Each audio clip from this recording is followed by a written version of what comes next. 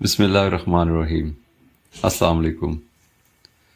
میں الماری کے سامنے کھڑی الماری میں موجود ڈھیر سارے کپڑوں کو الٹ پلٹ کر کے کبھی سلیکٹ کرتی تو کبھی خود ہی ریجیکٹ کر دیتی۔ مجھے سمجھ میں نہیں آ رہا تھا کہ میں کون سا ایسا جوڑا پہنوں جسے پہن کر میں سب سے زیادہ حسین لگوں اور حسین لگ کر میں اپنے مقصد میں کامیاب ہو سکوں۔ میں پچھلے آدھے گھنٹے سے الماری کے سامنے کھڑی تھی، لیکن اب تک کپڑوں میں ہی الجھی کھڑی تھی۔ ویسے تو مردوں کو عورت ہر رنگ میں ہی خوبصورت لگتی ہے، لیکن لال رنگ میں تو عورت کو مرد اپنی دلہن کے روپ میں دیکھتا ہے۔ یہی سوچ کر میں نے لال رنگ کا شوق سا اور بے حد خوبصورت سا جوڑا نکالا اور بدلنے کے لیے باتھ روم میں گھس گئی۔ کپڑے بدل کر میں نے بال بنائے، میک اپ کیا، جھمکے اور چوڑیاں پہنی اور لال رنگ کی ہی لپسٹک لگائی۔ خود کو سجا سنوار کر میں نے ایک نظر خود کو آئینے میں دیکھا، جو چیخ چیخ کر مجھے بتا رہا تھا کہ میں بے حد حسین لگ رہی ہوں۔ میری یہ ساری تیاری ایک مرد کے لیے تھی، وہ مرد جس سے میں محبت کرتی تھی، اور اس کو اپنی طرف مائل کرنے اور بہکانے کے لیے یہ سارا سامان کرتی تھی۔ ایک نظر میں اپنا بھرپور جائزہ لے کر میں تیزی سے باہر نکل آئی اور اپنے گھر کے دروازے میں بیٹھ گئی۔ آتے جاتے سب مرد مجھے حسرت بھری نگاہوں سے تکتے گزرتے جا رہے تھے، اور کئی تو دور ادھر ادھر کھڑے مجھ پر ہی نظریں جمائے بیٹھے تھے کہ میرا حسن ان کو اپنی جگہ سے ہلنے بھی نہیں دے رہا تھا۔ لیکن مجھے ان کی کوئی پرواہ نہیں تھی۔ پرواہ تھی تو اپنے محلے کے مولوی صاحب کی، جن کو ابھی اسی راستے سے گزر کر آگے میرے گھر کے قریب موجود مسجد میں جانا تھا۔ وہ مولوی صاحب مجھے بے حد پسند تھے اور میرا ان پر دل آ گیا تھا۔ تبھی میں ان کو اپنی طرف مائل کرنے اور بہکانے کو اتنا تیار شیار ہو کر اپنے دروازے میں بیٹھی تھی کہ وہ یہاں سے گزرے اور میرے حسن کی تاب نہ لاتے ہوئے میرے بہکاوے میں آ جائیں۔ 10 منٹ ہی گزرے تھے جب مولوی صاحب مجھے دور سے آتے نظر آئے۔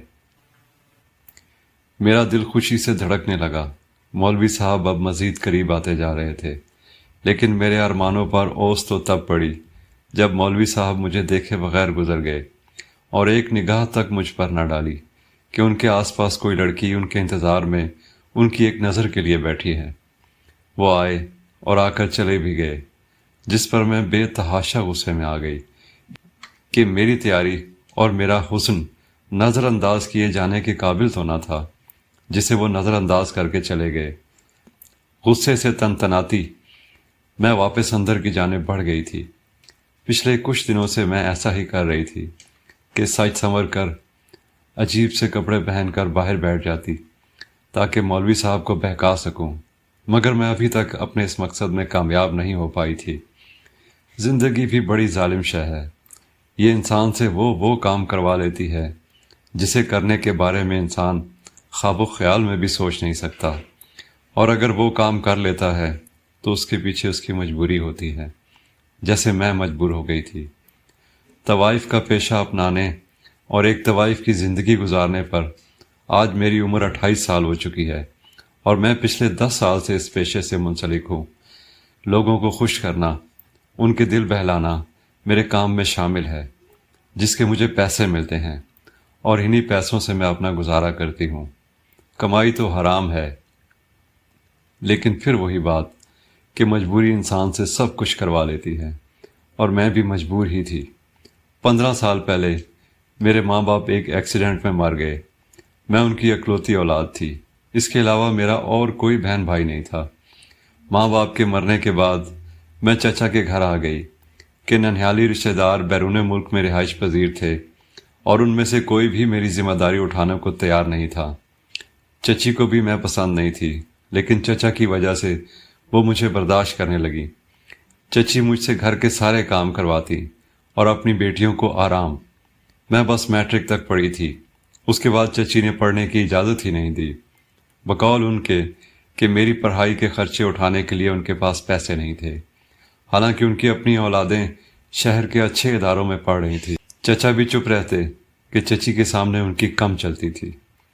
میں گھر کے کام کاج کر کے یا جیسے چچی رہتی ویسے رہ لیتی، لیکن میری چچی کا بیٹا نہ جانے کیوں مجھے تنگ کرتا تھا، عجیب گھور کر دیکھتا تھا جیسے کھا جائے گا۔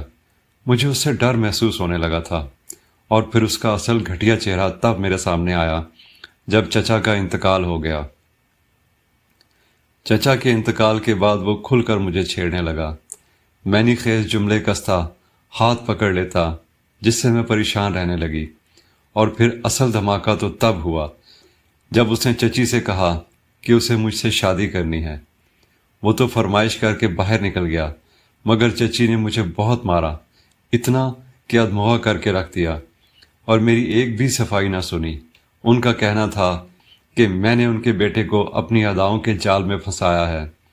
میں نے ان کے 1000 ترلے منتیں کی، مگر وہ مجھ پر مزید سختی کرنے لگی۔ ان کا بیٹا تو خوش باش تھا، جبکہ میں بے قصور ہوتے ہوئے بھی قصوروار ٹھہرائی گئی اور سزا کی حقدار ٹھہری۔ میں اب اس سے دور دور رہتی، جس پر وہ غصے میں آ جاتا۔ اس نے دھمکی دی کہ اگر میں نے اس سے شادی نہ کی تو وہ مجھے جان سے مار دے گا، جس پر میں ڈری سہمی رہنے لگی۔ ایک طرف چچی اور دوسری طرف چچی کا بیٹا۔ مجھے سمجھ میں نہیں آتا تھا کہ میں ان دونوں کے عذاب سے کیسے بچوں۔ ایک رات میں سو رہی تھی جب اچانک مجھے اپنے قریب کسی کی موجودگی کا احساس ہوا۔ میں نے آنکھیں کھول کر دیکھا تو وہ میری چچی کا بیٹا تھا، جو رات کے اندھیرے میں سب سے چھپ کر میرے کمرے میں مجھ سے دست درازی پر اترا ہوا تھا۔ میں نے شور مچانا چاہا تو اس نے مجھے تھپڑ دے مارا، مگر میں پھر بھی چیخ اٹھی۔ وہ اپنے مقصد میں کامیاب ہو ہی جاتا اگر چچی کمرے میں نہ آتی، مگر کمرے میں آ کر سب کچھ اپنی آنکھوں سے دیکھ لینے کے بعد بھی چچی نے مجھے ہی مارا پیٹا اور مجھ پر ہی الزام لگایا کہ میں نے ان کے بیٹے کو ورغلایا ہے۔ وہ مجھے مار کر ادمغا کر کے چلی گئی، جبکہ میں قسمت سے بس شکوہ ہی کرتی رہ گئی، جو مجھ سے نہ جانے کون کون سے امتحانات لینے پر تلی ہوئی تھی۔ کچھ ہی دن گزرے ہوں گے کہ چچی کا بیٹا دوسرے شہر کسی کام سے گیا۔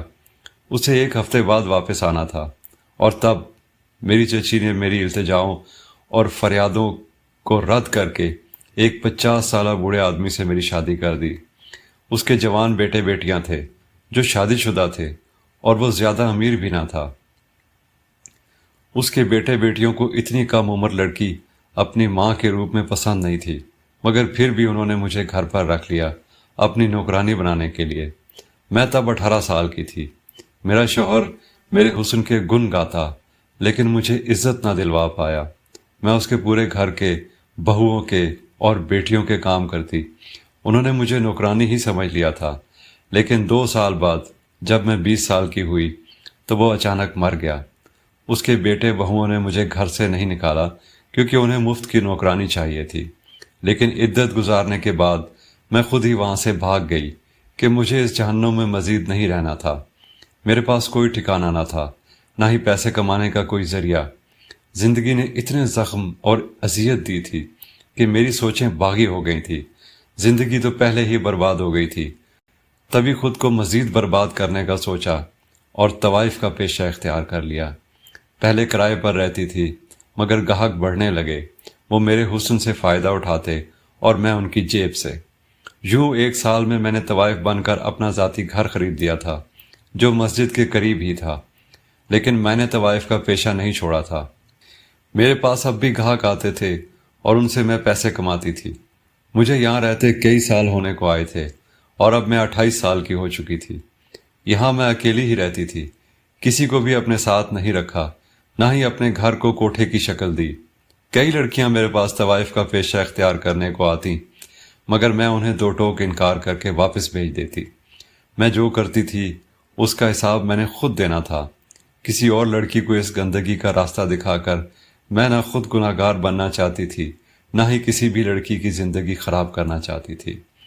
زندگی رفتہ رفتہ گزر رہی تھی جب میری زندگی میں ایک عجیب مگر خوشگوار موڑ آیا۔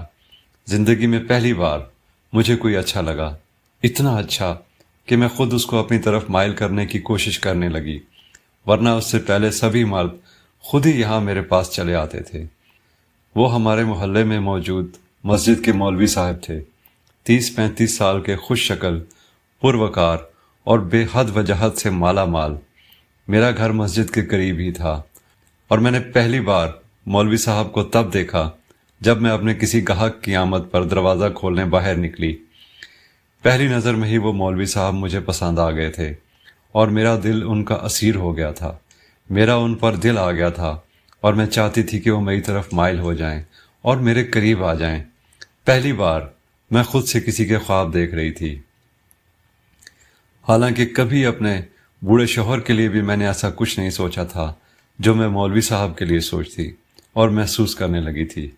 मेरा दिल बहक गया था और अब मैं मौलवी साहब को बहकाना चाहती थी।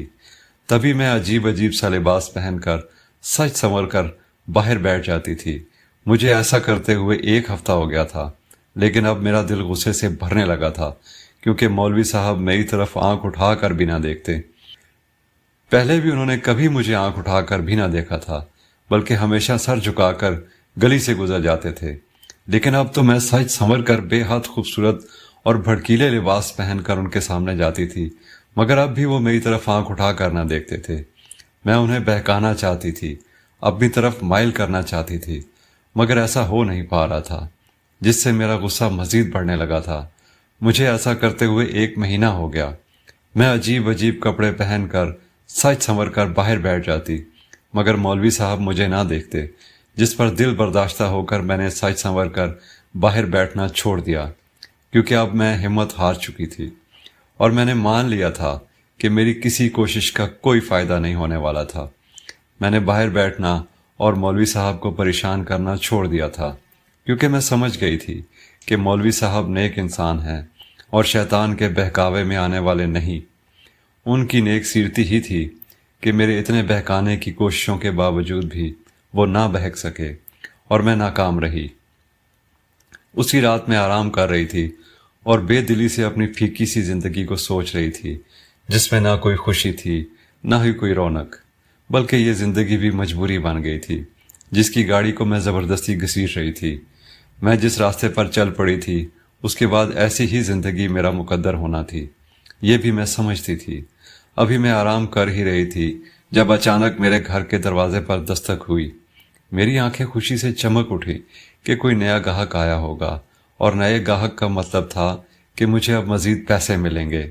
गाहक का सोचते ही मैं तेजी से भागती हुई दरवाजे पर गई और उसी फुर्ती और तेजी से दरवाज़ा खोल दिया। मगर दरवाज़ा खोला तो सामने मौलवी साहब खड़े थे। सामने मौलवी साहब को खड़ा देख के मैं हैरत और खुशी से गूंगी हो गई। मुझे समझ में नहीं आ रहा था कि मैं कैसे अपनी खुशी और हैरत का इजहार करूं। एक पल को ऐसे लगा जैसे मैं कोई ख्वाब देख रही हूं, और इस बात का यकीन करने के लिए कि मैं कोई ख्वाब तो नहीं देख रही, ये हकीकत है, मैंने जोर से अपने बाजू पर चुटकी काटी, मगर अगले ही पल तकलीफ की शिद्दत से मैं बिलबिला उठी, जिसका मतलब था कि मैं कोई ख्वाब नहीं देख रही, बल्कि मौलवी साहब हकीकत में मेरे सामने मेरे घर के दरवाजे पर खड़े हैं। वही मौलवी साहब जिनको बहकाने की मैं पिछले 1 महीने से कोशिश कर रही हूँ और जिन पर मेरा दिल आया था। वो मुझे देखकर मुस्कुराए तो मैंने फौरन उन्हें बाजू से थाम कर अंदर खींच लिया। मैं लेकर आई और तेजी से दरवाज़ा बंद कर दिया, मगर इस वक्त मेरी जान निकल गई जब मौलवी ने अपना दायां हाथ उठाकर मेरी तरफ तान लिया, जिसे देखकर मेरी आंखें हैरत से फैल गईं, क्योंकि उनके हाथ में लंबी सी तस्बीह थी जिसके दाने काफ़ी मोटे मोटे थे। तस्बीह 1 मीटर लंबी थी, जिसे उन्होंने दोहरा करके हाथ में पकड़ रखा था, मगर जब वो तस्बीह उन्होंने मेरी तरफ बढ़ाई तो तस्बीह को खोल लिया, जिससे वो लंबी हो गई। ये क्या कर रहे हैं आप मौलवी साहब? मैंने हैरानी और शशदर लहजे में पूछा। मुझे तो लगा था कि वो मेरे हुस्न से मुतासिर होकर और मेरी अदाओं में बहक कर मेरे लिए यहाँ आए हैं, लेकिन अब उनके इरादे मुझे और ही लग रहे थे। ये तस्बीह है और इस पर खुदा का जिक्र करते हैं। मौलवी साहब ने मुझे यूं बताया जैसे मैं इस बारे में कुछ जानती ही ना हूँ। मेरी नज़रें तस्बीह पर जमी हुई थी, वो तस्बीह जिसे मैं 10 साल बाद देख रही थी। जब से मैं तवाइफ बनी थी मैंने हर इबादत तर्क कर दी थी, चाहे फिर वो नमाज रोज़ा हो या तस्बीह फेरना। मैं पहले अमलन मुसलमान थी जो वक्त पर अपनी हर इबादत अदा करती थी। तवाइफ बनने के बाद से मैं सिर्फ नाम की मुसलमान रह गई थी, और आज इतने सालों बाद इस तस्बीह को देखकर मेरी जान निकल गई थी और रूह कपकपा गई थी। बेसाख्ता ही वो खुदा याद आया था जिसे मैं अरसा दराज से भूल चुकी थी।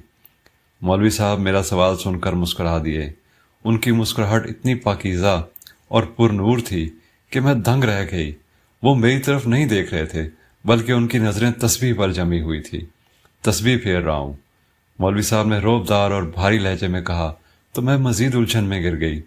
ये मेरा यानी एक तवाइफ का घर है, एक नापाक औरत का घर। यहाँ पर तस्बीह फेरने का क्या मकसद?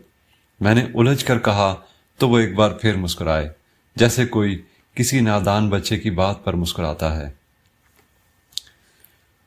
तुम रोज अपने घर के बाहर बैठकर मुझे देखती हो, अदाओं से, नाजो नाम से मुझे बहकाने के लिए, अपनी तरफ माइल करने के लिए और मुझे अपने पास बुलाने के लिए। करती हो या नहीं? मौलवी साहब ने मेरे सवाल का जवाब ना देते अपना सवाल पूछा।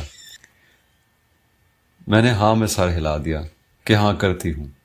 सब लोग मेरे बारे में अजीब अजीब बातें कर रहे हैं कि मैं मौलवी होकर तुम्हारे चक्कर में पड़ गया हूँ, हालांकि मेरा तो उसमें कोई कसूर नहीं। बताओ, क्या मैंने तुमसे प्यार और मोहब्बत के वादे किए या मैंने तुमसे तुम्हारा वक्त मांगा? मौलवी साहब ने संजीदगी से सवाल किया तो मैंने फिर से नफ़ी में सर हिलाकर कहा कि नहीं, ऐसा तो कुछ भी नहीं। वो मैं हूँ जिसका आप पर दिल आया, जो आपको बहकाने के लिए ये सारी हरकतें करती रही। मैंने भी अपने किए का एतराफ़ किया। फिर एक हफ्ते से तुम बाहर क्यों नहीं आई? पहले की तरह क्यों नहीं साज संवर कर मुझे बहकाने की कोशिश की? मौलवी साहब ने अगला सवाल किया। साथ ही साथ उनके हाथों में तस्बीह के दाने गिरते जा रहे थे, लेकिन वो अब भी मेरी तरफ नहीं देख रहे थे। मेरा दिल नाउम्मीद हो गया था। मुझे लगा था कि मैं आपको अपनी तरफ माइल नहीं कर पाऊंगी, इसलिए मैंने सच संवर कर बाहर बैठना छोड़ दिया। तुम अपनी कोशिश में कामयाब हो गई हो, मौलवी साहब ने कहा। तो पहले मैं ना समझी से उन्हें देखती रही, मगर फिर समझ में आया तो खुशी से उछल पड़ी कि वो वाकई मेरी तरफ माइल हो गए थे। तुमको मेरा कुर्ब चाहिए है, लेकिन इसके लिए मेरी एक शर्त है। अभी मैं अपनी खुशी का इजहार भी नहीं कर पाई थी कि जब मौलवी साहब की अगली बात पर मैं चौंक गई। कैसी शर्त? मैंने बेचैनी से कहा कि अब तो मैं जल्द अज जल्द अपनी मंशा हासिल कर लेना चाहती थी। मैं जो कहूँगा तुम्हें वो करना होगा, बिना कोई एतराज़ किए। बोलो, मंजूर है? मौलवी साहब ने कहा तो मैं शशोपंज में पड़ गई कि ना जाने मौलवी साहब मुझसे क्या बात मनवाना चाहते हैं या फिर क्या करवाना चाहते हैं। कुछ डर भी लग रहा था कि कहीं मैंने मौलवी साहब को समझने की गलती तो नहीं कर दी। कहीं मौलवी साहब के शरीफ चेहरे के पीछे कोई बुरा आदमी तो नहीं, या फिर मौलवी साहब मुझसे कोई फ़ायदा तो हासिल नहीं करना चाहते। गरज मैं जितना सोचती जा रही थी उतना ही उलझती जा रही थी। क्या हुआ? सोच में क्यों पड़ गई? मौलवी साहब की आवाज़ पर मैं चौंक कर अपने ख्यालों से बाहर निकली और उनकी तरफ देखा। मुझे डर तो लग रहा था, लेकिन अब मेरे पास मौलवी साहब की बात मानने के अलावा कोई चारा नहीं था, क्योंकि मैं पहले ही हामी भर चुकी थी। मैंने कहा कि ठीक है, मैं आपकी हर वो बात मानूंगी जो आप कहेंगे। ये सुनकर मौलवी साहब ने मुझसे कहा कि मैं जाकर नहा धोकर साफ सुथरा और मुकम्मल लिबास पहन लूं। मैं कुछ घबराई, मगर फिर सर हिलाकर मौलवी साहब की बात मानी और नहाकर साफ और मुकम्मल लिबास पहन लिया। उसके बाद मौलवी साहब ने मुझे वज़ू करने का हुक्म दिया, जिस पर मैं शर्मिंदा होकर रह गई, क्योंकि मुझे वज़ू करना भूल चुका था। मेरे चेहरे पर शर्मिंदगी और परेशानी देखकर मौलवी साहब ने मुझे वज़ू का तरीका बताया, तो मैं बाथरूम में चली गई और कुछ देर बाद वज़ू करके दुपट्टे को हिजाब की मानंद लपेट कर बाहर आई। मौलवी साहब ने मुझे इशारे से अपने सामने बैठने को कहा, जिससे मैं उनके सामने बैठ गई। पर मेरी हैरत की इंतहा न रही जब मौलवी साहब ने मुझसे नमाज वगैरह के बारे में पूछना शुरू किया, जिसको मैं मुकम्मल तौर पर तो नहीं, लेकिन कुछ कुछ भूल चुकी थी। मौलवी साहब के हर सवाल पर मुझे शर्मिंदगी हो रही थी, क्योंकि मैं तो सब कुछ ही तकरीबन भूल चुकी थी। मौलवी साहब के इन सवालों का मकसद क्या था मैं नहीं जानती थी, मगर अब मैं नदामत से उनकी तरफ देख भी नहीं पा रही थी। कुछ देर तक वो मुझे नमाज वगैरह और उसका तरीका सिखाते रहे। उसके बाद वो मुझे कुछ सूरतें पढ़ाने लगे। 10 साल पूरे 10 साल मैं दीन को भुलाकर दुनियावी दौलत इकट्ठी करके जी रही थी, दुनिया की रंगीनियों में खो गई थी, और अब इतने साल बाद मुझे एहसास हो रहा था कि मैंने दुनियावी सुकून पाने के लिए अपनी आखिरत बर्बाद कर ली थी, अपने अल्लाह को नाराज़ कर दिया था। मौलवी साहब ये क्यों कह रहे थे? मैंने कुछ नहीं पूछा, बस खामोशी से सुनती और याद करती रही। काफ़ी देर तक वो वहाँ बैठे मुझे सब कुछ सिखाते रहे, लेकिन इस सारे वक्त में मैंने नोट किया था कि मौलवी साहब ने एक बार भी मेरी तरफ नहीं देखा था। मैंने सुना था जब एक औरत और एक मर्द अकेले होते हैं तो उनके दरमियान तीसरा शैतान होता है जो इन दोनों को बहका कर गुनाह की तरफ माइल कर देता है। उस वक्त हम औरत और मर्द इस कमरे में अकेले थे, लेकिन शैतान मौलवी साहब को बहका नहीं पाया था, जबकि मैं जो कुछ देर पहले बहकी हुई थी अब हर चीज़ भुलाकर मुकम्मल यकसोई के साथ मौलवी साहब की हर बात पल्ले से बांध रही थी। यूं ही हमें रात का 1 बज गया और हमें पता भी नहीं चला। मौलवी साहब ने ही घड़ी पर वक्त देखा और उठ खड़े हुए। मैं उन्हें दरवाजे तक छोड़ने और बिलाखिर उनसे पूछ ही लिया कि वो क्यों ये सब कर रहे हैं। मैं उन्हें इसलिए नहीं बहकाती थी कि मेरे घर आकर अब ये सब करें। मौलवी साहब मेरी बात सुनकर मुस्कुराए और फिर बोले, तुम्हें मुझे पाना है तो ये सब करना पड़ेगा। इतना कहकर वो खुदा हाफिज कहकर बाहर निकल गए। और फिर ये रोज़ का मामूल बन गया था कि मौलवी साहब रात के वक्त मेरे घर आ जाते और फिर मुझे वो सब सिखाते जो हमारे दीन का हिस्सा है। उन्होंने मुझसे वादा लिया था कि मैंने उनसे जो कुछ सीखा उस पर अमल करूंगी, ना ही भड़कीले कपड़े पहनकर घर से बाहर निकलूंगी और ना ही तब तक किसी गाहक को घर में घुसने दूंगी जब तक मौलवी साहब मेरे घर आना नहीं छोड़ देते। मैं अब घर में कैद होकर रह गई थी। वो शुरू में मुझे दीन की बुनियादी बातें सिखाते समझाते और उसके बाद वो मुझे गहरी बातें समझाने लगे। गुनाह कबीरा और गुनाह सगीरा में फ़र्क बताया, पर्दे और औरत की इस्लाम में अहमियत बताई, जना की सज़ा बताई, जिस पर मैं खौफ से कपकपा कर रह गई कि मैंने तो जानबूझकर ये राह चुनी थी। मैंने गुनाहों से अब तौबा कर ली थी और वही करने लगी थी जो मुझे मौलवी साहब कहते। मौलवी साहब को मेरे घर आते हुए 15 दिन हो चुके थे और इन 15 दिनों में मुझे ये तो अच्छे से समझ आ गया था कि मैं एक औरत हूँ और मेरी कुछ हदूद व कयूद हैं जिनको मुझे फलांगना नहीं था, लेकिन मैंने बागी सोचों के ज़ेर असर अपनी हदूद व कयूद फलांग ली, जिसकी सज़ा न जाने मुझे क्या मिलती। इन चंद दिनों में मौलवी साहब मेरे घर में तन्हा मेरे साथ रहे थे, लेकिन एक बार भी मेरे दिल में उनको बहकाने या खुद बहकने का ख्याल नहीं आया। वजह शायद वो रोशन हिदायत थी जो मुझे मौलवी साहब से मिल रही थी। मौलवी साहब मेरे लिए हिदायत का सरचश्मा साबित हुए थे, वरना न जाने मैं कब तक गुमराही के अंधेरों में भटकती रहती। मैं अब पर्दा करने लगी थी, पर्दे के बगैर घर से बाहर ना निकलती। ग्राहकों को हमेशा के लिए मना कर दिया कि मैं सच्चे दिल से तौबा कर चुकी थी, मगर हाय रे ये मुआशरा। लोग ना गुनाहगारों को जीने देते हैं ना ही नेकोकारों को। लोग मुझे पर्दे में घर से बाहर निकलते देखते तो ठट्ठा उड़ाते कि गुनाह करने के बाद अब मैं सती सावित्री बन गई हूँ। यही नहीं, कई लोग मेरे बाहर निकलने पर मुझ पर फिक्रे कसते कि 900 चूहे खाकर बिल्ली हज को चली, लेकिन मुझे किसी की परवाह नहीं रही थी, बल्कि हिम्मत से सबका सामना करती थी। मौलवी साहब ने समझाया था कि मुझे काफ़ी मुश्किलात का सामना होगा, मगर मुझे घबराना नहीं है, और इनकी हिदायत के मुताबिक खुदा पर भरोसा करके बिल्कुल नहीं घबराई थी। करते करते इसी तरह 1 महीना गुजर गया था। मौलवी साहब कभी दिन के उजाले में मेरे घर नहीं आए थे। आज भी वो आए तो मैं वज़ू करके सीखने की गरज से बैठी। मेरे दिल में उनकी अकीदत भर चुकी थी, लेकिन अब मेरे दिल से उनको पाने का ख्याल बिल्कुल निकल चुका था। अभी मैं उठकर उनके सामने आई ही थी जब अचानक मौलवी साहब मेरे करीब हुए, जिस पर मैंने घबरा कर उन्हें देखा। आज मेरी शर्त ख़त्म हुई। मेरा इरादा बस तुम्हें अपने काबिल बनाना था कि जैसा मैं वैसी ही तुम, और आज तुम बिल्कुल वैसी ही बन गई हो। तो अब मैं तुम्हें अपना आप सौंप देना चाहता हूँ, जैसा कि तुम चाहती थी। मौलवी साहब ने कहा तो मेरे चेहरे का रंग उड़ गया और मैंने तेज़ी से नफ़ी में सर हिलाकर कहा कि नहीं, मैं ऐसा नहीं चाहती। मौलवी साहब कुछ देर मेरी तरफ देखते रहे और फिर मुस्कुराकर बोले कि ठीक है, फिर इस वक्त मेरे साथ चलो। मौलवी साहब इतना कहकर बाहर निकल गए तो मैं चादर ओढ़कर बिना सोचे समझे उनके पीछे बढ़ गई। 10-15 मिनट के बाद वो मुझे एक छोटे से सादा मकान में ले आए। क्यों, मैं नहीं जानती थी, मगर उन्होंने मुझे वहाँ मौजूद एक बूढ़ी औरत से मिलवाया, जिसका चेहरा स्याह पड़ गया था और जिस्म इतना कमज़ोर था कि वो हड्डियों का ढांचा ही लग रही थी। لیکن میں نے کچھ غور کیا تو مجھے حیرت و صدمے کا جھٹکا لگا، کیونکہ وہ کوئی اور نہیں، میری چچی تھی۔ اس نے مجھے دیکھتے ہی میرے سامنے ہاتھ جوڑ دیے۔ وہ یہاں کیسے اور کس حال میں آئی؟ میں یہی سوچ رہی تھی جب مولوی صاحب کی آواز آئی کہ یہ میری سگی پھوپھی ہیں۔